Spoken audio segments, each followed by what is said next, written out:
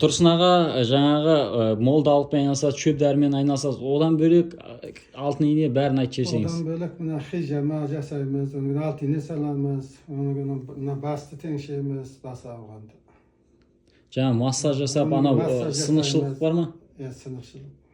Анау грижа емдеп жүргеніңіз. Грижа емдейміз, тіз ауырған, грижа барын емдейміз. Енді буын ауырлар ғой. Буын ауырлар ғой. Одан бөлек емдейміз ана, шөп дәрімен.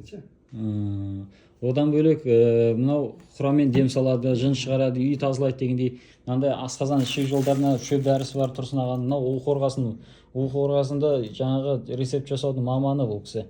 Мынау енді біздің құрт тамыр, асқазан, мынау өті толған, бауыр, панкреатит дегендерге. Мынау алтын қоңыз простатитке, мынау аяқтың дәрісі, аяқта терлейді деп жүретіндерге. Жалпы сол Тұрсын ағаға жаңағы WhatsApp-на жазсаңыздар болады, алдыңғы видеода айтып қойған. Болмаса профильдегі номерге хабарласыңыздар, сол жерден толық ақпарат беріледі. Нөмірді айтасың? Болды, нөмірді айтсаңыз. 8737 432 58 20.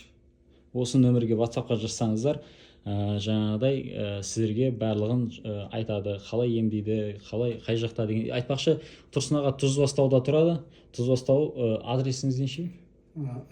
Алматы облысы Талғар аудан, Тұздыбастау ауылы, Ахмедиева Қасымбек 4-ші ғой.